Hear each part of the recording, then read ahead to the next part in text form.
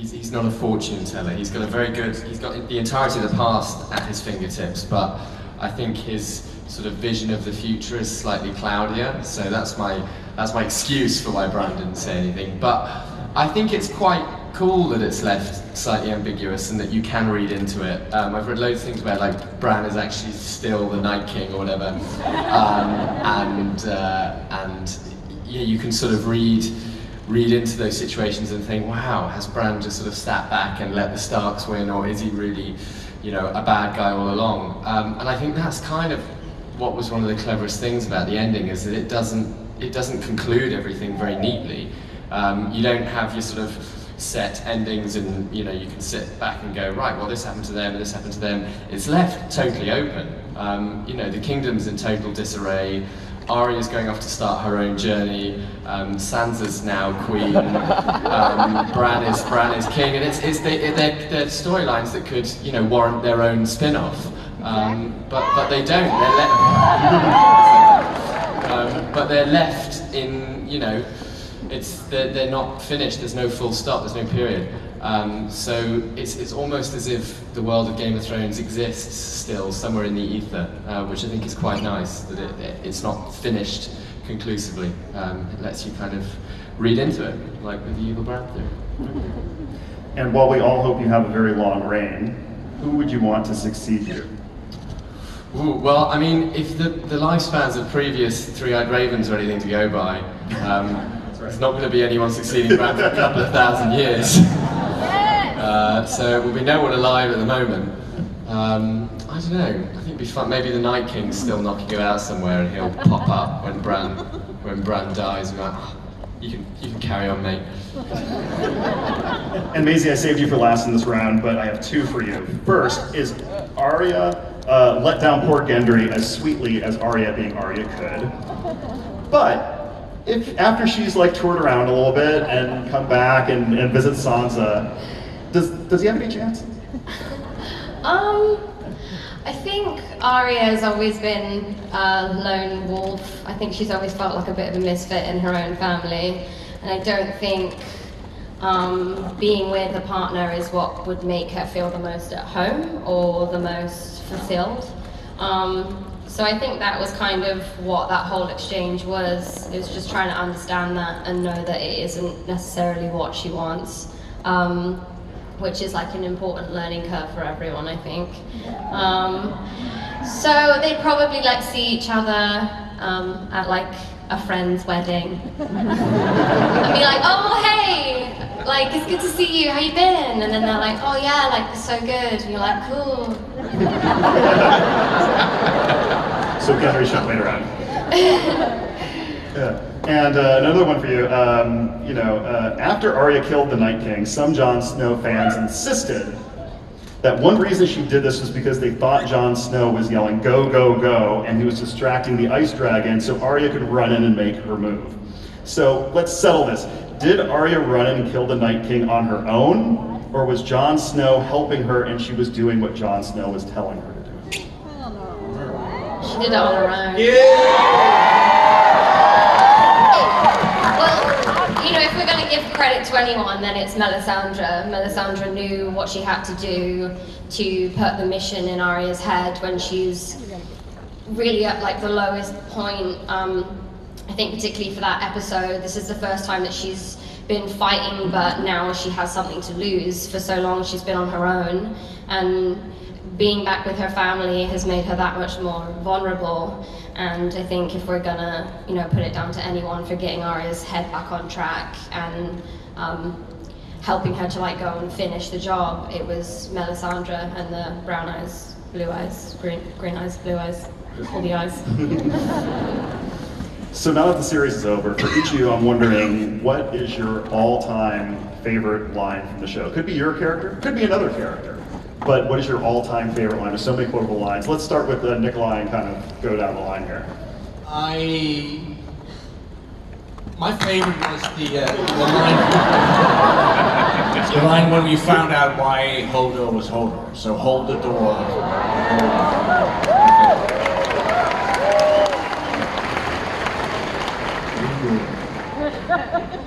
Liam? I've been really lucky. There's so many beautiful lines in this show, but I can. One of the favourite Davos lines is, "And put your fingers in your ears.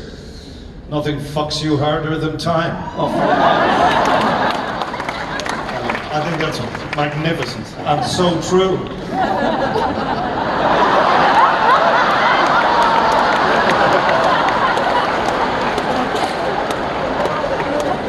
They were like that to me all the time on the set, all the time. Jake?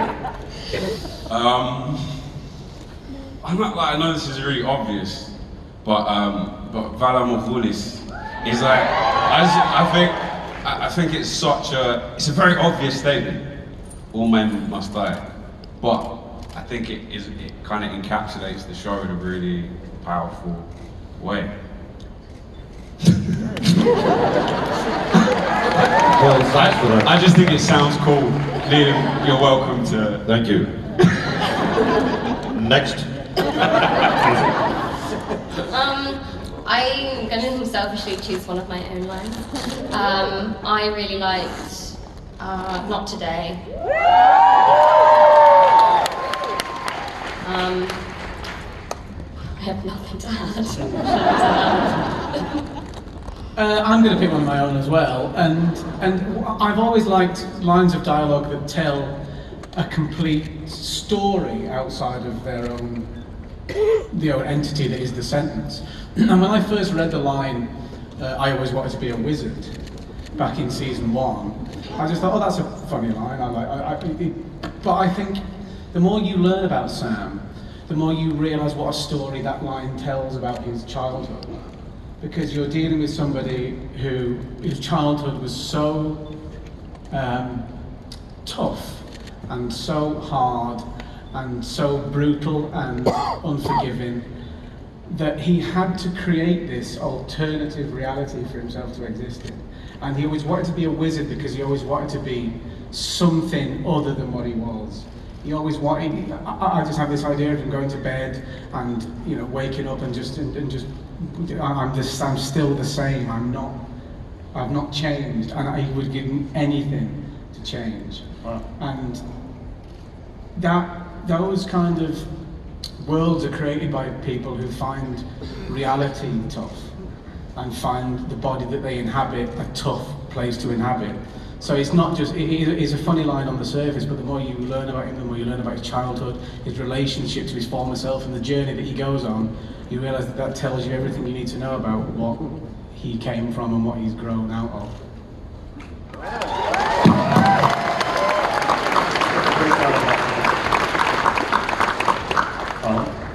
Hi, I think RuPaul Drag Race Series 3 was... Oh, it has to be from this series. Oh, I loved I Drink and I Know Things. And that wasn't one of my lines. Good night, everyone.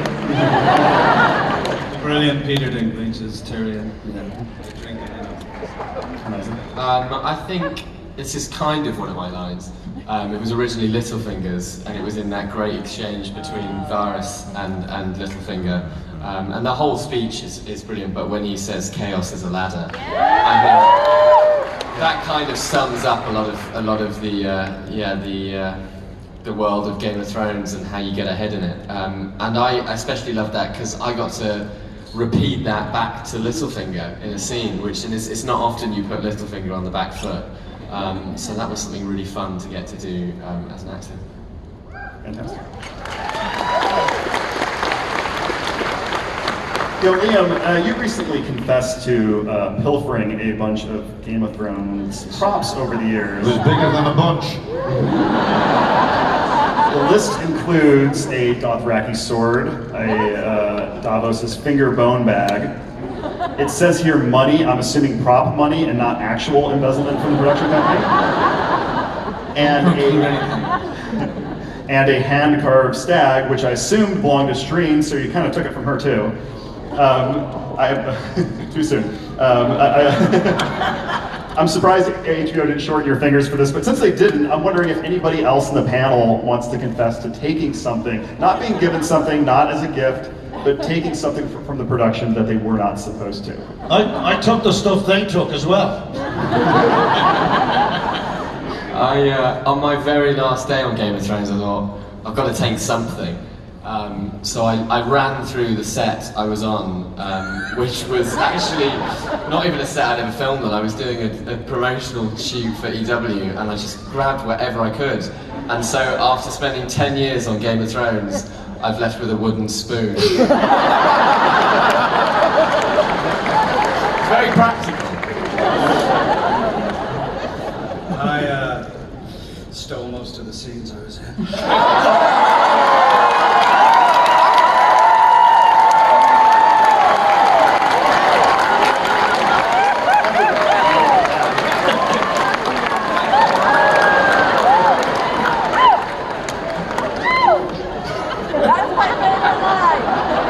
Now you have to follow that. Me? No, I didn't take anything.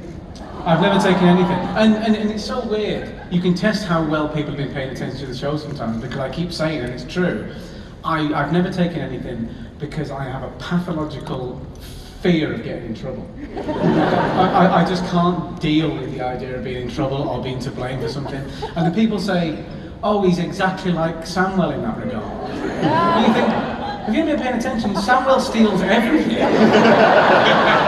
Samwell's a klepto. Don't leave anything around Samwell. He's stolen books and swords. He's defaced books. He's not a good guy. Light-fingered Samwell Toll. He stole a baby.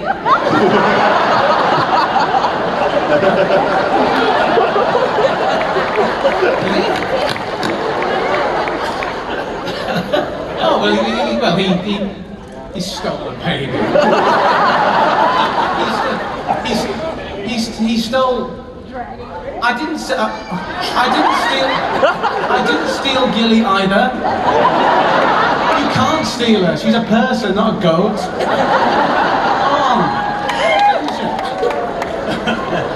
I almost stole a baby.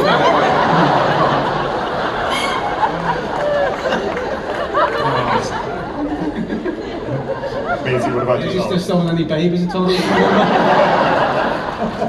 She stole our hearts.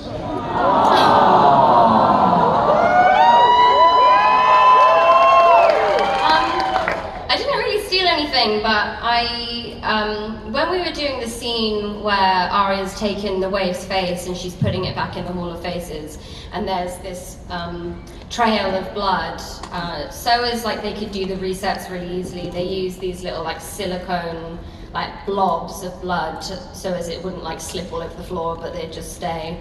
And I took a bunch of those and like left them all over the bathroom of my trailer.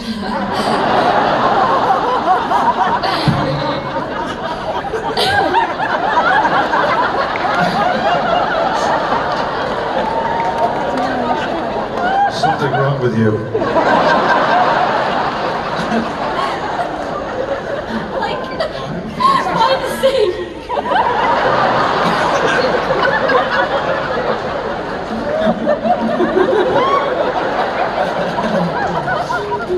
Let's leave that there, shall we? James, if you wouldn't mind moving on.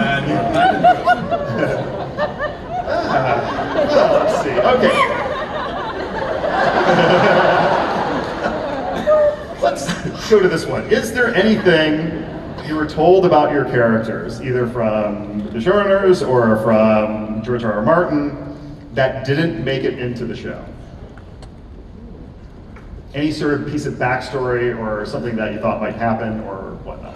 Oh yeah, when we did the fight against Mance Rayder with Stannis, I was on the back of a horse swinging a sword, and we had very little time left to do it, and I did these wonderful swings and killed a couple of soldiers, and then the next season they came along and said, actually he's not much of a fighter, we're going to drop all that. And I took it away. And then they spent the entire rest of the season saying how crap I was at fighting. So I was kind of emasculated with that one, and they knew it hurt me, so they did it more. Yeah, they're evil, these guys. Yeah, but I did kill a couple of guys early on. It was small, but from the back of a horse, I thought I was doing marvelously.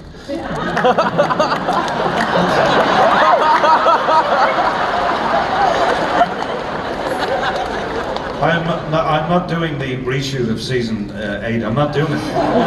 No way. I would have, but not now. I got told one thing. Oh, yeah? The last time, I'm never gonna say this. Dick, no balls. Oh. That was what they told me. Sorry to be Wow, that pressed. changes actually. So, Ew. That's actually how Jacob was described, not his character.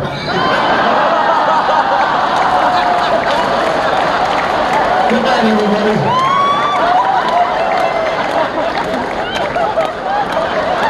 I'm kidding. Love this guy. Wow. Okay. Should we take some questions? I'm actually not going to ask about these coffee cups just because I just feel that's been talked to death. But what I was going to ask about was the modern day water bottle. Oh, great. That ended up on the set in the finale, because that was right next to your leg, John. Was it? Right? What was your Really? reaction after the finale when that photo started circulating everywhere? Well, it's well, interesting you should ask this question now after that whole pathological fear of getting in trouble shtick.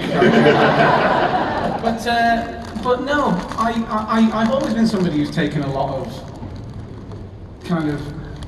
or felt a lot of responsibility for things and felt a lot of blame for things. And so when I saw it, even though, even if it wasn't I will say this actually, can I just say this? That I'm right-handed. I've thought about this very, very strongly. I'm right-handed.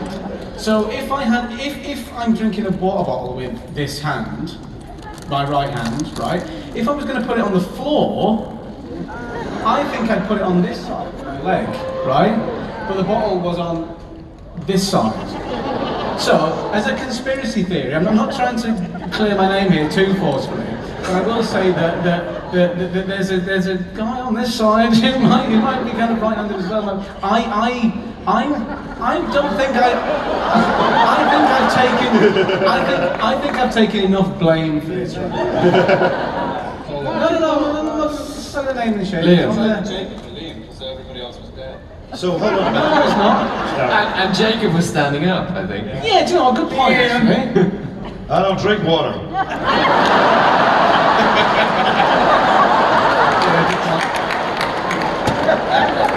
But yeah, I just did. When it was circulating, I was thinking, oh my God, the episode's been ruined and it's all my fault. Pardon me for being thirsty. Maybe give me a costume that's not quite so heavy in Spain, and then I wouldn't need to drink quite so much water.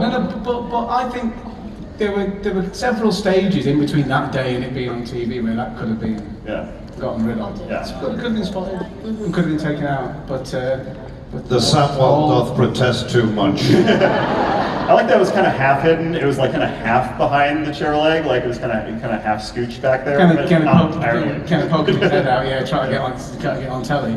Well, I have one more question before we go to fan questions. Okay.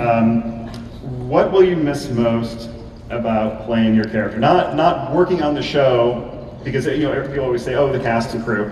But what will you miss most about playing the character that you play? Nikolaj, would you like to start? The money. Don't embarrass me here, Nikolaj. What do I miss the most about playing Jamie? It was I don't know, the cast and crew. Yeah, the gold hand. I just missed that. Oh, it is. The truth is, it is the people. I mean, I know you'd like me to say, oh, it was the, I don't know what you want me to say. It really was. I miss working with these guys, coming back every year to Belfast. The crew, that's what this is. It was a human, the interaction, that's what we carry with us, and we will always carry that with us. Yeah. So.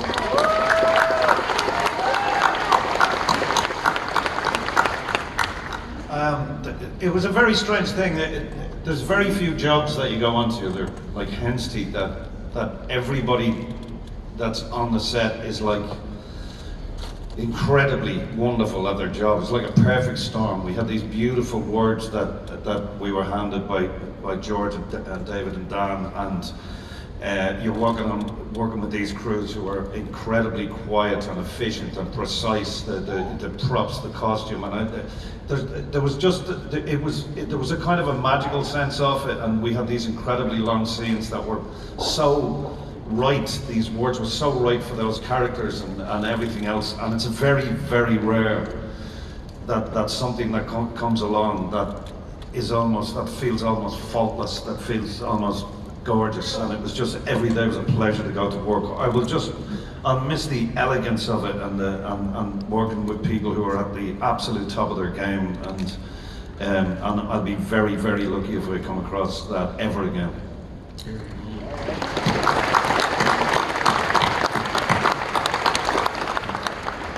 I don't think I could say it better than these two in terms of our family that we've made making the show.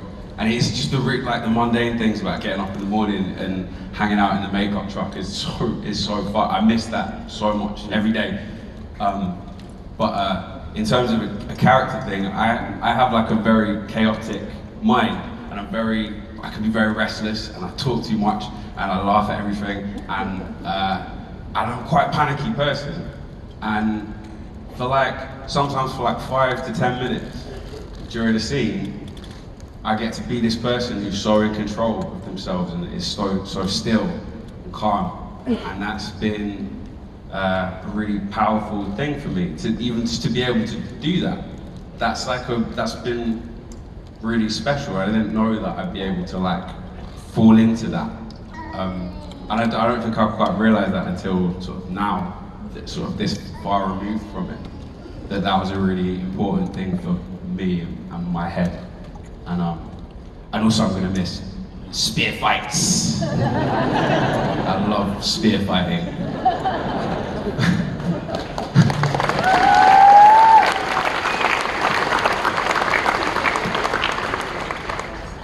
Along the same vein as that, I don't think that I'll ever be able to play a character that picks up a dagger without people going, "You played Arya, so that's,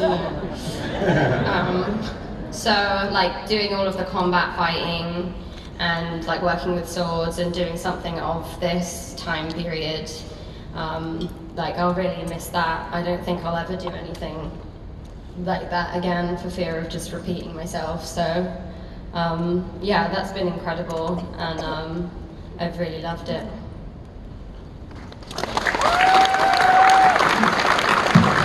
Yeah, just for me, very similar sentiments about missing the people and missing that family unit and that team spirit and everything. But